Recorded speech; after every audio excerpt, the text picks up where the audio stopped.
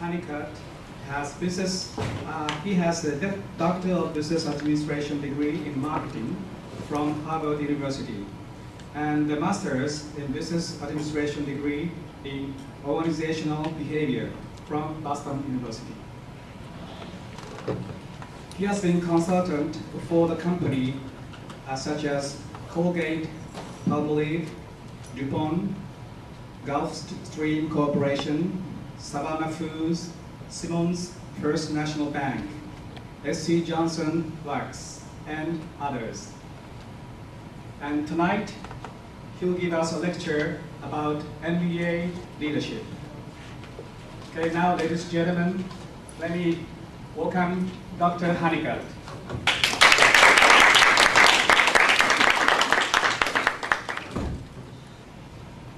I'd like to speak a little bit tonight about leadership and how your MBA is going to assist you into becoming effective leaders. All over the world, people are beginning to emphasize the MBA because life has changed. In Japan, it used to have lifetime employment. That is no longer the case. And so what they're looking for people who can think on their feet, who are critical thinkers, who can make things happen. And so what we want to talk a little bit tonight is about what it takes to become a successful leader. Now, most people know how to follow directions, but making things happen in a constantly changing world. And one of the things I want to emphasize to you tonight is how that world is changing. Transformational leadership is what we're about in terms of MBAs. Now, transformational leaders do several things. One is they empower other people to become the best that they can be.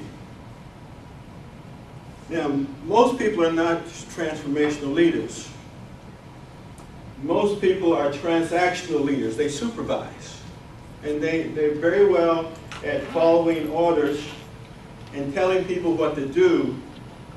But transformational leaders are people who allow people to grow in an organization.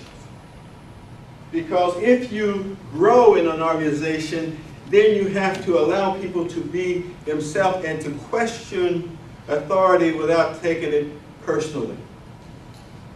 Problem that we run into many times is that supervisors are sometimes afraid of having input from the people beneath them.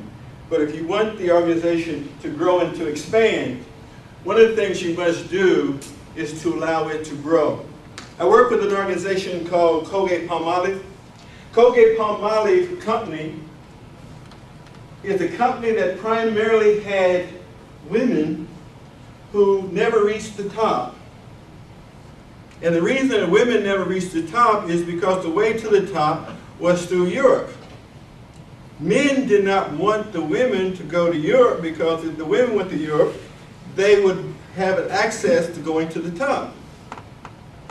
But then the men said that the women could not go to Asia or to Latin America because those were male-dominated cultures, and that the women couldn't understand how to manage in male-dominated countries. So what Colgate-Palmolive did, they put a woman in charge of their business in China. And that woman is now heir apparent to replace the chairman of the board at Colgate-Palmolive when that particular person leaves, because they found that an intelligent woman can operate in any type of business that an intelligent man can operate in. She knows when to exert her authority and when to deal with the cultural mores of that particular society. So that situation shows that that company is willing to change, and it is known throughout the world as one of the best companies for women to work with, because that Reuben Marx empowers his people to succeed. He is what they consider to be an entrepreneurial thinker. Now, I have worked with a number of companies, and I've also served on the the board of advisors of one of the major entrepreneurial companies in the, institutes in the United States, the Kauffman Foundation. Kauffman Foundation is one of the foundations that does a lot of research on how you can be better thinkers in terms of creating businesses. And one of the things we found out is that you have to be problem solvers. That most people have difficulty in making sense out of situations that it's all confused. One of the things I used to say to my students when I used to teach undergraduate students would go to a party, and they go to this party, and when they get to this one particular party, everybody's sitting around on the sides of the room. So most students will get in their car and go to another party. And if they go to the other party, everybody's up dancing and having a good time. They talk about how well they partied at the second party. They didn't need them at the second party. They were doing fine without them. Where they needed them was at that first party.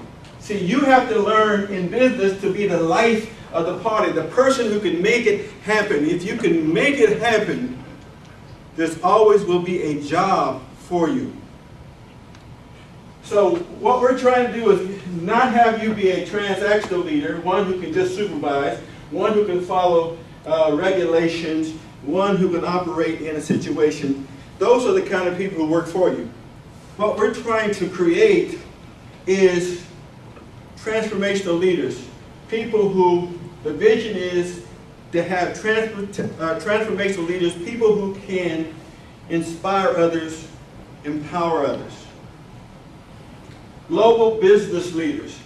Not only must you be able to operate in Japan, the United States, but throughout the world. The world is a smaller place. One of the things you've seen is that every country is being replaced by another country when it comes to low-cost, low-price operations. 30 or 40 years ago, it was Japan. Japan was replaced by Korea. Korea is replaced by China. And so you cannot survive by being a low-cost, low-price, economy. You have to have an economy that adds value. So business achievement becomes important, and to achieve things, you have to be an entrepreneurial thinker. And so what we want to create in Anaheim is entrepreneurial type of thinking.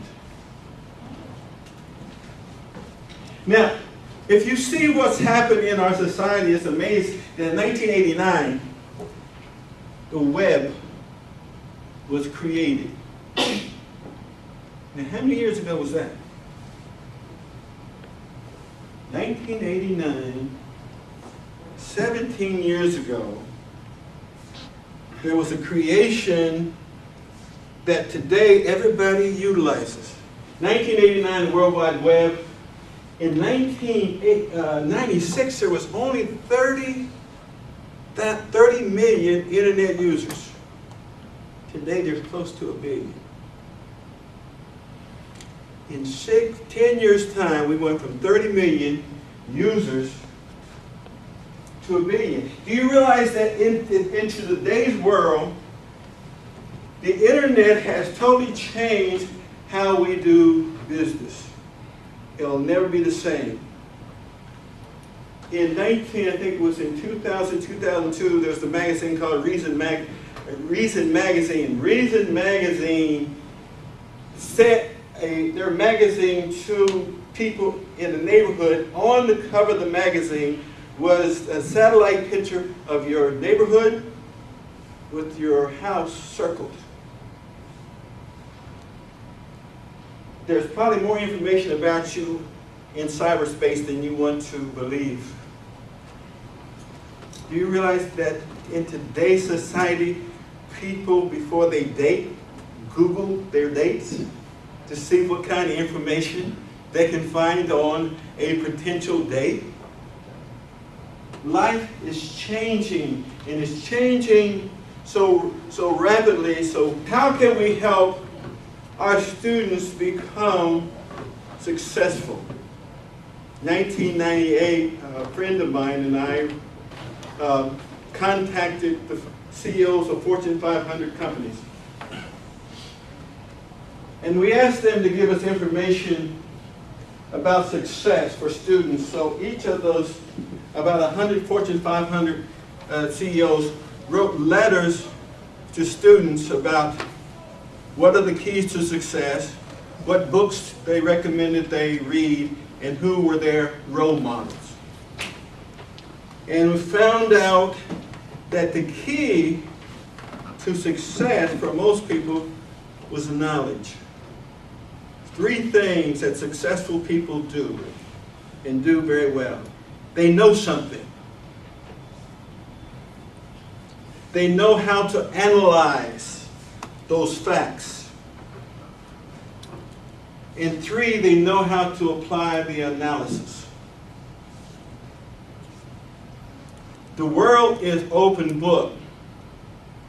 It is not how much you remember, it's knowing where to go to find the information, to analyze that information, and to apply it. Most of you, I learned this from my wife, when you go to a doctor, the first thing they ask you is questions. What they're trying to do is get information so they can analyze it, so they can make a diagnosis, so they can give you a remedy for your particular problem. The same thing is true in business. In business, if you're going to be successful, you got to be able to analyze a situation and make it effective in order to compete with other people.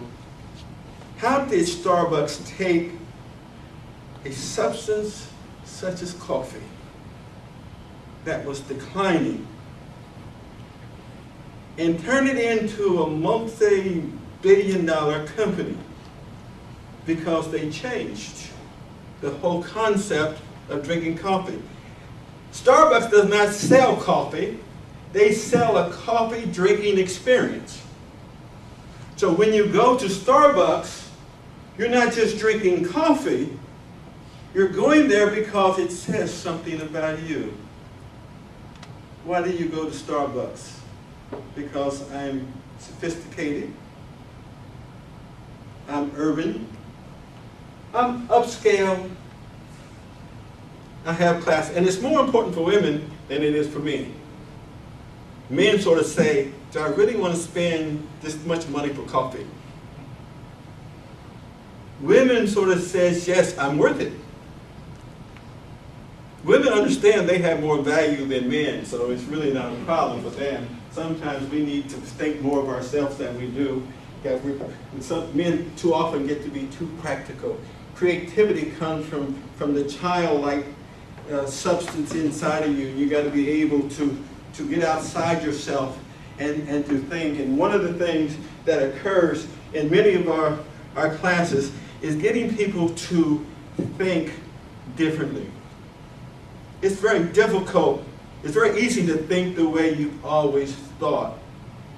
But we just found out the world is changing. The world is changing, so you have to think differently.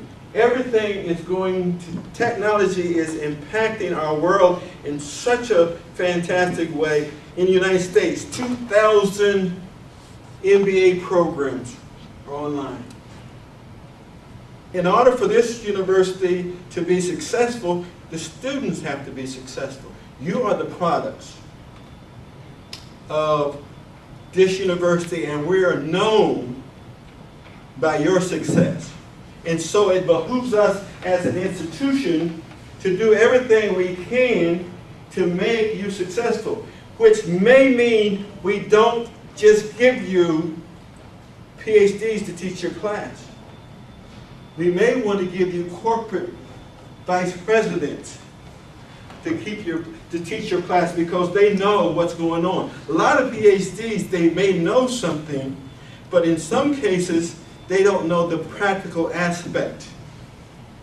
And what we want you to do is we want you to be able to operate in an environment that you can make things happen.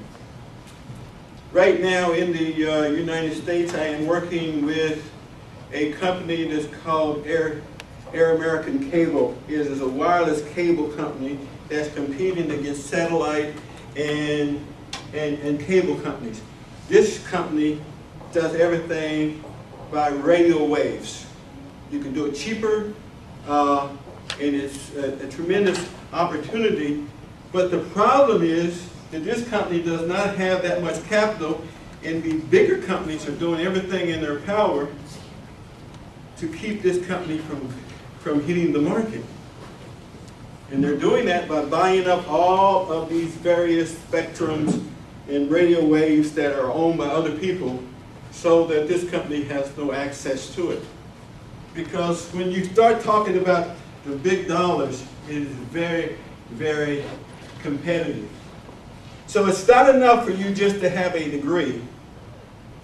You'll find there'll be a lot of different degrees, but it's what you've learned in terms of that degree. Leadership wisdom. Now what is leadership wisdom? The utilization of knowledge and analysis and business application to create business success. Success is a progressive endeavor. It's a progressive journey. I don't think you ever get to success. As soon as you thought you got there, you find out there's something else that's even better. Now, I always was taught money can't buy happiness, but it can buy the best substitute for happiness that you can find. You know, it won't buy happiness, but you can entertain yourself in your misery. So it's always better to have money than not to have money. But the key thing for us is to help you develop this leadership wisdom. How do we do that? As we said earlier, business knowledge. You must have a knowledge base. You must know something. You cannot be successful if you don't know anything. The more you know, the better will be your analysis. Usually this business application, if it's a failure because your analysis was poor, and usually your analysis was poor because your information was sketchy. So what we try to tell students is to find out as much as possible about not only what you do, but you should know your competitor better than you know yourself. So in this arena of education online, I spent a lot of time finding out what other people are doing. Who's doing it best, because you don't have to reinvent the wheel. You can find out what other people are doing and see how, whether or not you can utilize that in order for that to be an asset to your particular student body. And see, I personally take it to be an affront if you take a class from me and don't succeed. So I'm too good of a teacher for that. Now, if I have to embarrass you to make you learn, I will embarrass you. I don't believe that people necessarily have to fail in order for them to get ahead. But you do have to be willing to take some learning risks. And that many of us are so afraid sometimes of being confronted, so afraid to make a mistake that we don't learn. You learn from your mistakes. Everyone who's been successful at one time or another has failed.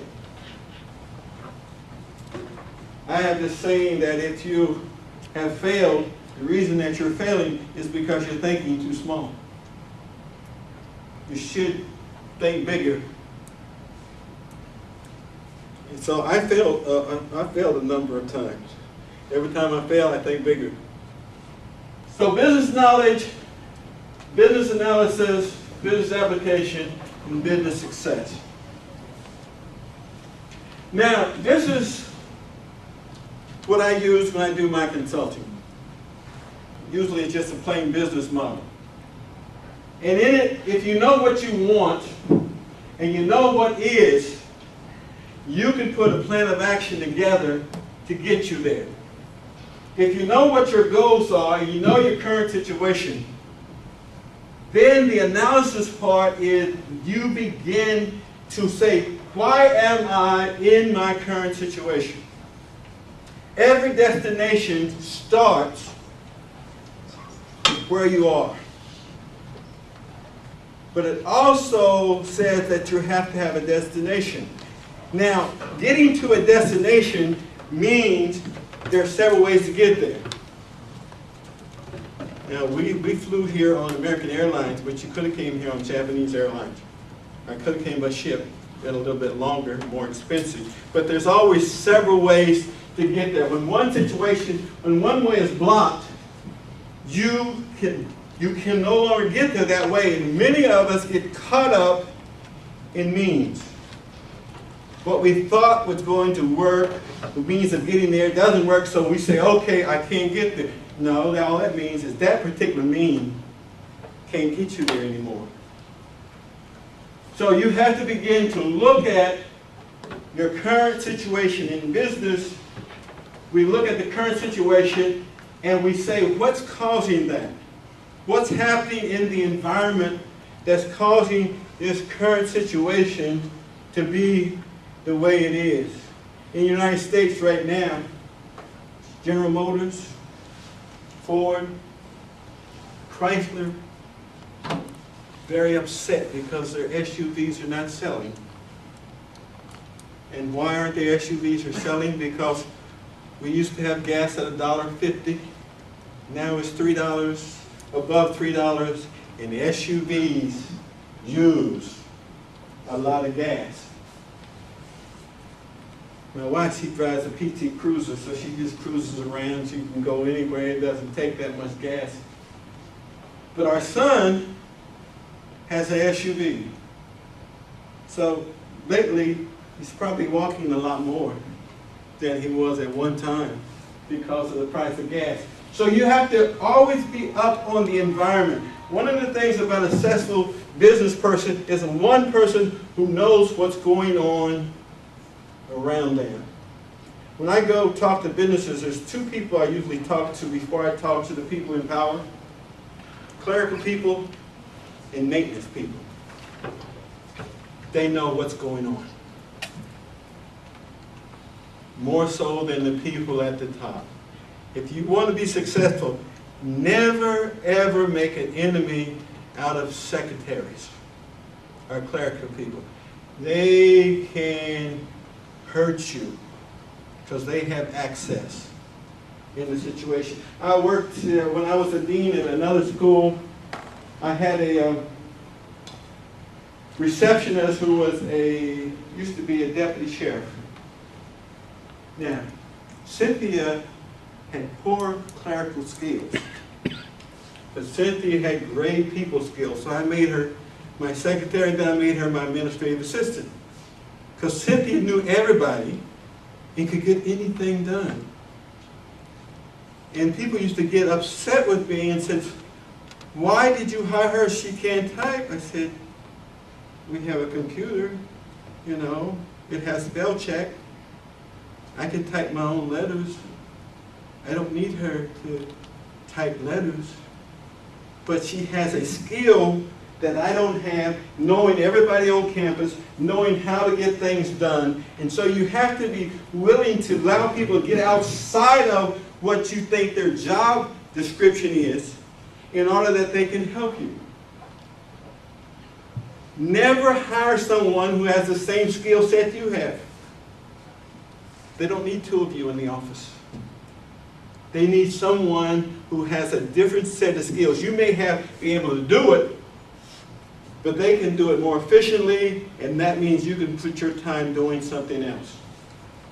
So in this model, one of the things we do when you go into a situation is you look around and you try to find out where is the company want to go and what is the current situation. If you can find out those two things, then the next thing is to do an analysis before you put together your plan of action. So this is simple, but the analysis part and the plan of action part is where it is difficult. And that's where it takes a lot of creativity. I have a friend of mine whose name is Andrew Hill, and one of the things that Mr. Hill does when he goes into a training situation, he says to people in training situations, draw a picture of your organization. And he said, but you can't talk. And everybody in the organization has to draw part of the picture. And you'll find out very quickly people who can get along and people who don't. People who want to dominate and people who can cooperate. He uses another exercise that says when you're working together and you're trying to create this picture, you can give, but you can't take. Usually what happens is one person in the group puts the whole picture together and they'll fold the arms and say, look, I got mine, but they use too many pieces. And because they won't give up their pieces, their whole group gets punished because each people in the group got to make so many different parts. And they can't see that in many ways the solution is to give up what you think is the best in order for the group to come up with something that's entirely better. So one of the things we're going to do is to help you create team working skills. It's a skill set that many of us need to improve. How do you work with people to make things happen? You don't have to like people to work with them. Liking people and working together are two different things. Some of the people I have some of the greatest success with, I don't want to spend any time with them outside the office. And sometimes in the office. You know, they're just not nice people, but you learn to work with them because they're a part of what you do. Here's the point I was trying to make. Leaders are not afraid to fail. Outside of class. Now, we don't want you to fail in class. That's not good. But you learn a lot from your failures. There's something about failures that you remember more so than successes. So in some of the things we do, we try to give you situations in class, cases and things which allow you to learn from less than optimal solutions. This, I think, to me is the key. Never surrender leadership to any kind of negative forces. One of the biggest reasons where we don't succeed is we listen to our friends and our families. Because they always tell you, you can't do that. You're going to school in the evening? Why? Why do you need the MBA? What's it going to do for you? Do you realize how many MBAs there are in the country? What kind of school is Anaheim? Why do you want an MBA? And usually people who tell you that don't have one. And so they don't want you to have more than what they have. So you don't surrender leadership to forces, you don't surrender leadership to friends, you don't surrender leadership to negative fantasies, you never surrender leadership to frustrations, because one thing is for sure, you will get frustrated as you go through life. never surrender leadership to just being tired. Substance is expertise in high performance. Don't be average. Everything you do it well. You deserve it. Your performance is what's going to set you apart from other people. One of the things I learned at Harvard is people that I thought were, really bright, I gave them too much credit. Associating with people who are exceptional people will always give you a greater respect for your own ability. Don't pay homage to titles. Titles are nice, but sometimes you need to say, if they got that, so can I. And so what we try to do is emphasize this whole concept of making things happen. Leaders are types of people that the rest of the world needs for several reasons. Average people need somebody to talk about. And they generally talk about leaders. So if you've been talked about a lot, just thank your lucky stars. You've probably been chosen to be a leader. And that's the reason people are talking about you, is because they have nothing better to do with their time than to talk about you. So what you do is you keep becoming successful to give them more and more to talk about. Everybody that you see that people talk about in the world is doing something. You may not agree with them, but they're doing something.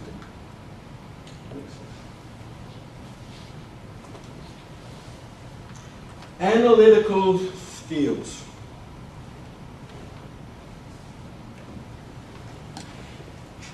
This is an area where you can improve on your analytical skills, and basically the way you improve on your analytical skills is to be willing to get outside of the box, to think differently than what you have thought before. Now, sometimes you can't be critical in your job because you work for a person who takes it personally. So you have to have some wisdom.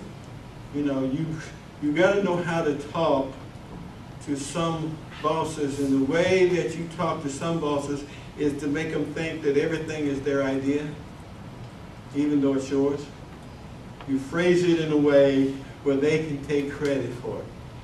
If they feel that they can take credit for it, then all of a sudden, this idea which they wouldn't take from you, they begin to realize that it's a great opportunity. One of the things I've been good at in my life is raising money. And so I was in Arkansas at one time with the president of Simmons First National Bank, and one of the wealthiest people in Arkansas was in the room. And so the president, chairman of the board of the bank, Mr. Tommy May, went to this gentleman who was extremely wealthy and said to this gentleman, said, be careful of Dr. Honeycutt, because he'll probably ask you for some money. And so this wealthy man asked me, said, are you going to ask me for some money? And I said, of course not. So Mr. May said, why are you not going to ask him for any money? I said, because he has the Midas touch. All I wanted to find out from him is how he made it. And I can make it on my own. I don't need to get it from him. Now, that impressed him. And so now he was willing to talk to me, and eventually he gave me some money because I didn't ask him for it. Another situation in terms of analyzing situation and fundraising, one of the things about people who give you money, once they give you money, they write it down in a book, I've given. So you never ask for $5,000 from a company who can give you $50,000. I was in one situation in Savannah, Georgia. A company sent me a check for $5,000. Before I got there, they'd sent a check for $1,000. I sent the $5,000 check back. And he asked me, why'd you send the check back? I said, because I've not done fivefold improvement in this organization, so I cannot take that money. I said, but if you'll help me, then we can talk about investment in the future, at some future date. 6 months, 9 months later, he sent me a check for $15,000. I sent it back. He said, why did you send it back? I said, you mean to tell me you worked with me for 9 months and all that's worth is $15,000? He sent a check for $75,000, said, if you send this one back, you will not get a cent, so I kept that. But you have to understand how people operate. In the fundraising business, people give money to people. They don't give money to organizations. So you have to learn to get them to like you and to respect the fact that you do certain things well. We raised $3 million for a business support incubator in a town in Arkansas, and we got $1 million from the state. It was the first time anybody had ever gotten 100% of what they asked for from the state. And they asked me, when I made the presentation, they said, why did they give you the money? Because when I made the presentation, I said, now look, if there's any mistakes in this presentation, it's my fault. But if you give me the money, it's Tommy May's fault, because he's the president of the bank and he's supporting this idea. Well, everybody liked Tommy May, and they laughed, so they gave us the $1 million. Because you learn to position yourself, and so success is a way of thinking. And one of the things that I want to encourage you is to raise your level of success thinking, what you expect from yourself. Somebody has to be on the top of the success ladder. Why not you? Who's more deserving of being at the top? It's crowded at the bottom. Believe me, it's not crowded at the top. So if a dropout from Harvard, Bill Gates, can become almost the richest person in the world, what can you become with an MBA? You can become as much as you want to become, as long as you don't think you're what most people say an MBA is. So the most wealthy people in the world don't have MBAs. I know a person in Boston who's a plumber, but one of the wealthiest real estate holders in Boston, because he did not limit himself to what people said he was a plumber.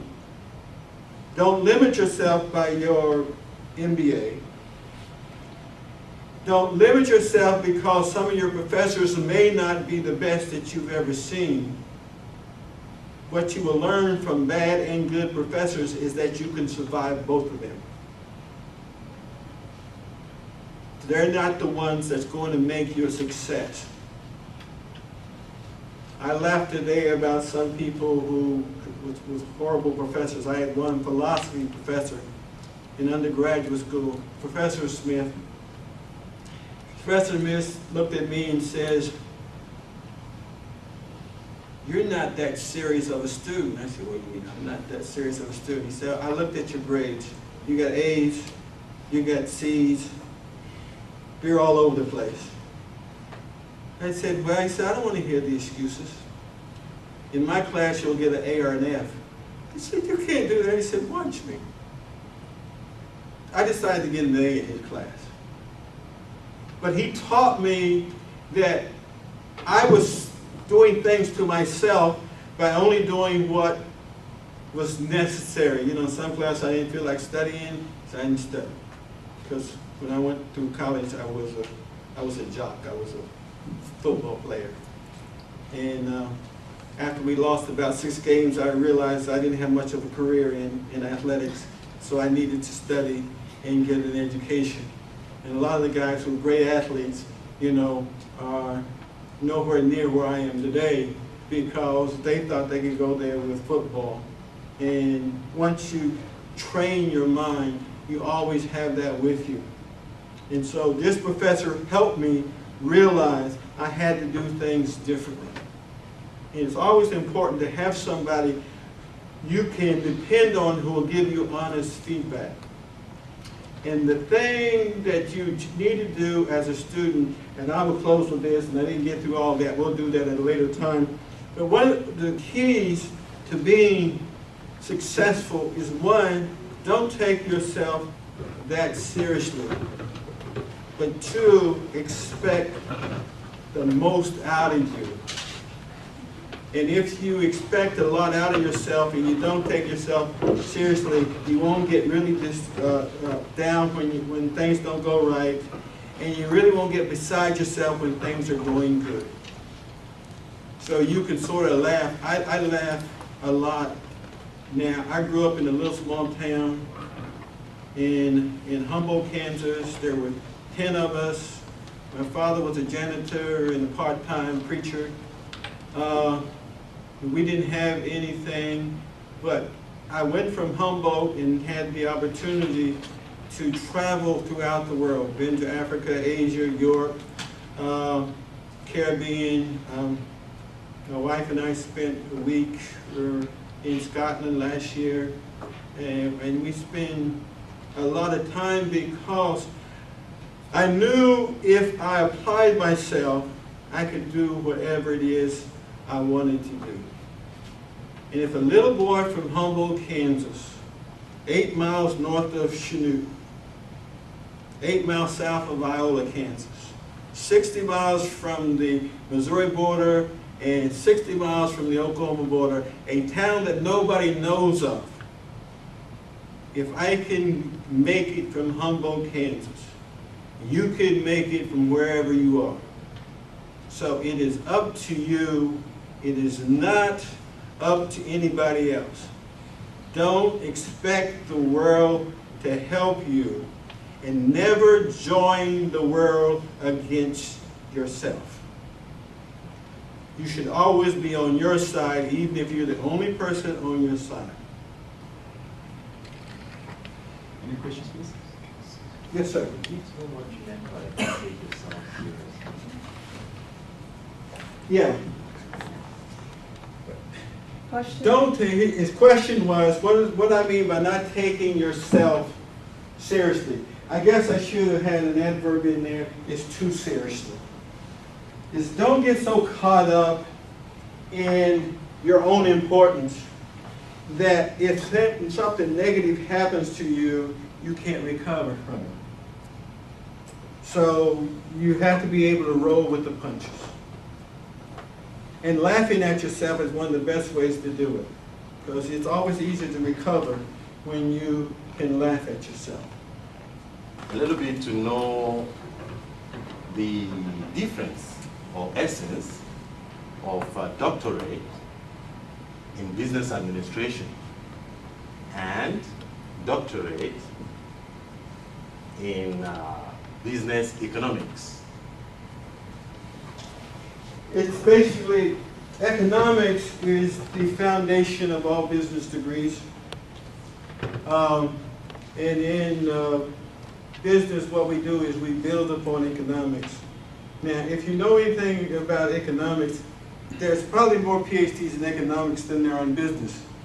So supply and demand means you don't get paid as much as we do, because there's fewer of us.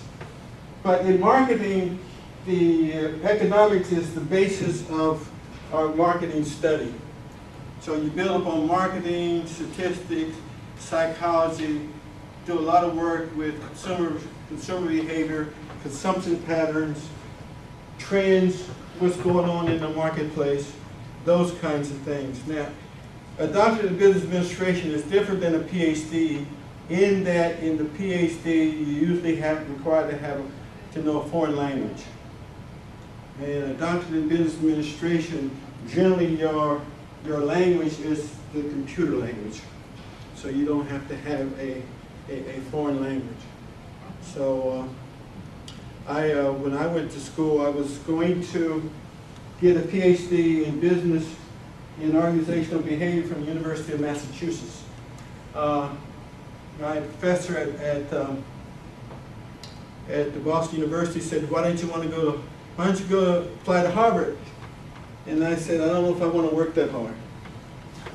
So I went and I got accepted, and I knew why I didn't want to go to Harvard, because for about 3 years I didn't get much time to do almost anything.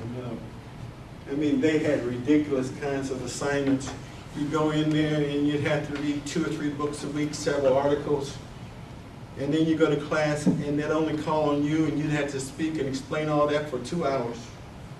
And so it taught you to learn what was relevant in your readings and how to compare and contrast and those kinds of things. But you can do a lot of that on your own.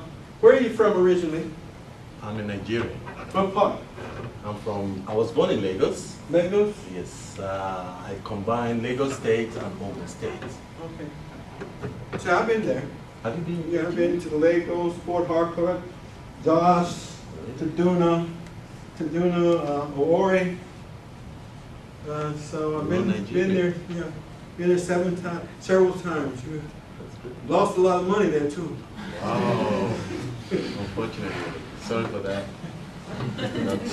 But I learned from failure. Any other questions? Next question. Yes, I would like to know more about what is the Kauffman Foundation doing? The Kauffman Foundation. Kauffman Foundation was created by the owner of Marion Labs in Kansas City, a pharmaceutical company. He created the Kauffman Foundation in order to sponsor entrepreneurship.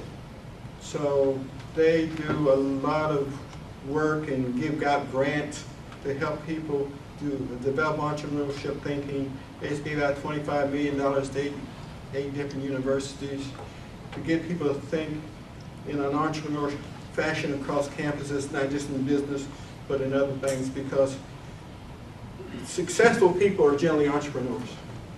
And so you can develop a way of thinking like an entrepreneur. And that's one of the things they do. Do you think that many MBA holders are such type of so-called transformational leaders, or not so? Generally speaking, as well as yeah, I think there's many MBA holders. Are they transformational leaders? Many MBAs get MBAs because they find that they think it's the quickest path to promotion. And when the promotion doesn't occur, they get frustrated and they go elsewhere. It does not necessarily make you a fast track to promotion if you do not have the prerequisite skills in order to work in a particular organization. So MBAs can be like PhDs. Sometimes having too many PhDs per square foot creates a problem because the density is too great. When you get a lot of MBAs, each one of them think they know more than the other. So it's important that you be able to select the type of people that join your organization, regardless of what their degrees are. I think that this to become a transformational leader is also important for all people as well as MBA holders. It is. I think that this type of the so-called the lecture or the subject is not included in the MBA program, so that's why they are lack of such type of the eye to become a leader. Yeah, an MBA does not make you a transformational leader. What we want to do with our MBA is to make this skill set part of your MBA so you can take it with you wherever you go. A lot of MBAs do not have that kind of skill set. You don't need to have an MBA to have that skill set. So you recommend me, for example, to train them? Yeah, you can train an MBA even if you don't have an MBA. Now, from that you'll find out which MBAs are the best people in the company, because some will not like for you to train them if you don't have an MBA. So therefore, they're the type of people who want you to respect them for their degree and not for what they know. We know you are very successful, but I wonder you had some hard time or problem. So could you tell us some example Of a hard time? Yes, I can tell you an example of a hard time. My friend, I went to work in his company, in his country, and I was doing international trade. Things didn't work out. I lost everything. I couldn't find employment. I had a PhD. I couldn't find any work at that particular time. I took a job as a plumber's helper. And I'm underneath a house doing plumber's work, and I started laughing. And people said, "Why is he laughing?" They said, "Why are you laughing?" I said, "This is as far down as I go. It's up from here." 2 weeks later, I got a job offer, and it was up from there. So that's what I mean. You just have to take life as it comes to you and don't let it get you down. The other thing is respect others. Men, if you want to have a happy life, then make sure that you help your spouse become as successful as your spouse can possibly be. Same thing for women. You don't compete. You have to help one another. Because living with a person who is pleased with their own accomplishments makes it a lot happier. Happy wife, happy life.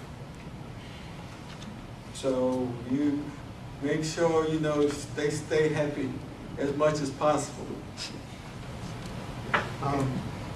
Do you have mentors throughout the important parts of your career that helped you get to the next level, and if so, how did you use their help, and what kind of advice would you give to someone? If you've got dreams, your mentor will come along. You don't have to find a mentor. A mentor will show up if you're looking for it. I've mentored a lot of students because you could see in them what it is they wanted to do. One of the things I used to do as a professor, and for students in my class, I would assign books. It was recommended reading, and in those books I'd put a $10 or a $20 bill. And then I'd go back at the end of the semester and see if somebody had read the book. Now those students who did were very surprised. They got a gift that they hadn't thought about, but in some situations the money was still there because it was not required reading. So you got to be willing to go beyond, and also expect people to help you. Remember when you bought a car or a suit? Before you bought it, you didn't see that many of them. But right after you bought it, they show up everywhere. When you have a goal and you know what you're after, everything connected to that goal begins to show up. You begin to see things that are connected to it. Because now your eyes are no longer closed. And the world becomes, it looks for people who have a belief, who believe that they can expect something, and things show up. It's in nature. It's an attraction that. Remember what's his name, Jim? What's the name of the actor? Jim Carrey. Jim Carrey used to drive up into the Hollywood Hills and scream to the loud as he could that he'd make $20 million a picture. And he wrote himself a check for $20 million. Well, right now he's making $20 million a film because he began to demand it and expect it. The thing is, sometimes we try to figure out how it's going to come, but expectation can sometimes be even a bigger draw than a plan, because if you expect it, the plan will come. What was the movie? Build it and they will come. Expect it and it will happen. I got very interested in your expression. You said people don't trust organization, but people trust people, right? But in many cases, the person in charge would replace or would change all the time. So what is the resource for the organization to get trusted? The people, Well, how? it's the training of people so they can create an atmosphere. Training is so important. See, service, if people believe that you care about them, they will act in a positive way. So it doesn't matter whether it's you or somebody else, if the organization and people in charge train people to serve people. It's so important that we are in the business of serving people to become successful. That doesn't mean you make it easy, but it means you help them in every way you possibly can for them to be successful. And it's a serving attitude that you have in an organization. I personally thought techniques or technology or information would be a very important source for the organization to get the kind of the organizational trust. Or maybe Information and data is important, but data in marketing is not the data that's important, but it has how you explain the data. Data you use to either justify the fact that your explanation is valid or not valid. But you don't just you don't worship the data. But too often we make data a god, and all data is to help you make decisions. Does it prove your hypothesis, or it doesn't prove your hypothesis? But so, data is good, but how you explain that data. Because if you look in organizations, people can have the same data and have two different points of view. Because facts are objective, but the presentation of facts is always subjective. So, it doesn't matter who it is. The way you present facts is based upon your experience. It's based upon your particular analysis. And you will choose some facts to emphasize and you will leave some facts out. And it's your subjectivity on which is important that will determine how you present those facts. So when I work with people, one of the things I try to find out is as much as I can about them, because that information about their personality will help me determine how they're going to present facts. And it's very important for you to know, how people present facts. Because a lot of times they'll tell you, these are just the facts. It is never just the facts. It's how you see the facts.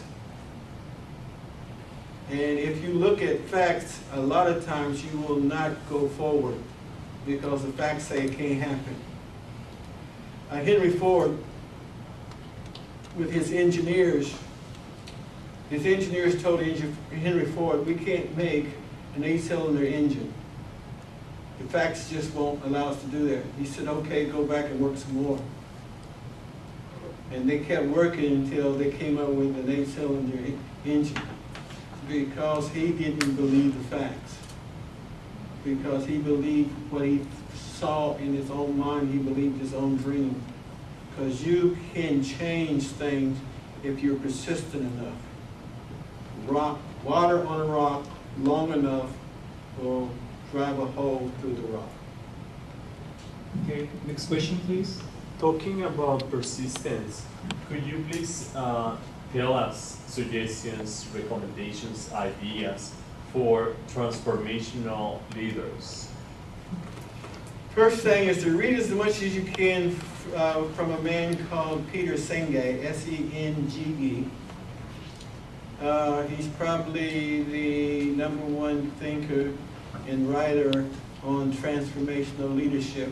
In reading him, you'll get more information about others. But that's the first place to go.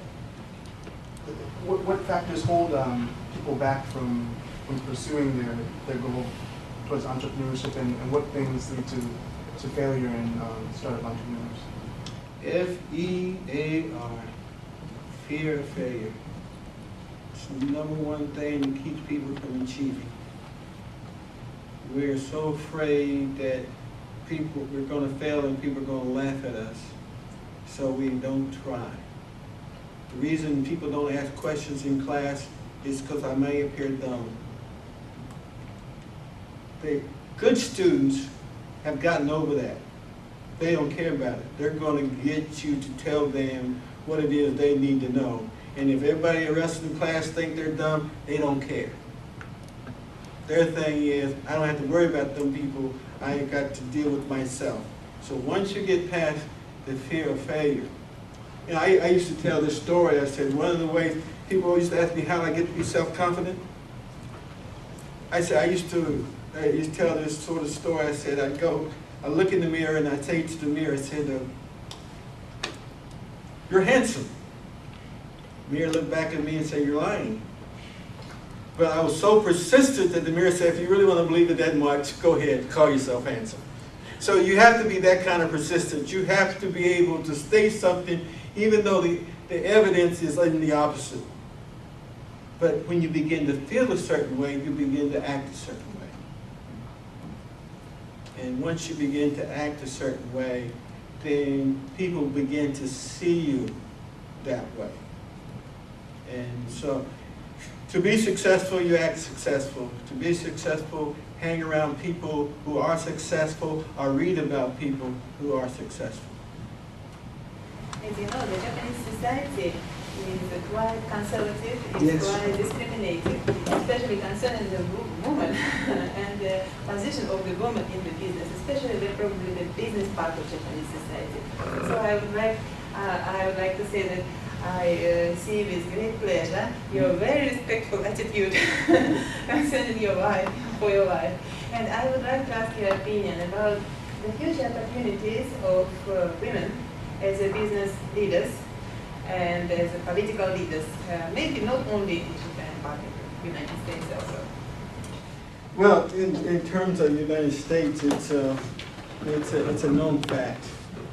Women, you know, not only are the #1, they hold about 60% of all the wealth in the United States. You have more women in colleges, universities, graduate programs. Probably you graduate more women lawyers and women in the professions. Women in the United States are far from quiet. You can never put them back into their old conditions. In fact, they've gotten to a point where too many of us have been totally intimidated by women. So it takes a very strong man to sort of stand up and hold their ground now, because women are just not intimidated. Now, in some countries where the tradition is for the woman to be quiet, well, the thing is, if you notice in Japan, one of the things I've noticed in Japan, that while women don't say anything, that a lot of times they don't say anything verbally, their nonverbal speaks so loud. You look at them and they quietly roll their eyes, or they'll drop their head. And so I'm sort of into reading nonverbals, and you women in this country have very strong nonverbals. And if men would ever read their nonverbals, you'd start treating them better, because they're doing a lot more thinking than you realize that they're doing. And they're not as happy as sometimes they may appear to be. So it's changing, because they're in business, they're very analytical, and they're very dependable. They work hard, and those are great skills to have in business.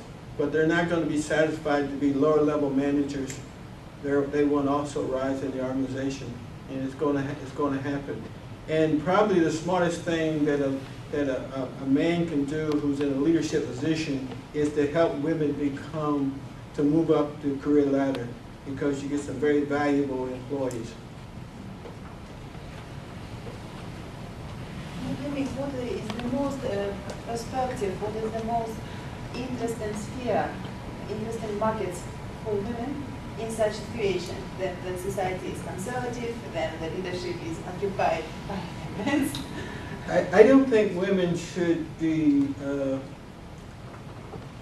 you can't get ahead by being conservative and trying to really pick and choose which is the safest way to get there. You can't get there safely. You sort of have to say, what is it I want to do, and find a way to make it happen. Find mentors, read about other women. You know, you have to learn, and you have to sometimes hold your peace until you get to where you don't have to hold your peace anymore. Whether it's men or women, the best way to success is to make sure that your boss is successful. If you can make sure that your boss is successful, then you will, in many cases, a reasonable boss will make sure that you get some credit. It may not seem like that in the beginning, but it usually will happen that way. People appreciate that. And the way to become successful is to act as if you were already in that position. So if you want to be a principal of a high school and you're an assistant principal, then you must be to work before the principal gets to work. You have to do more than your boss to become your boss.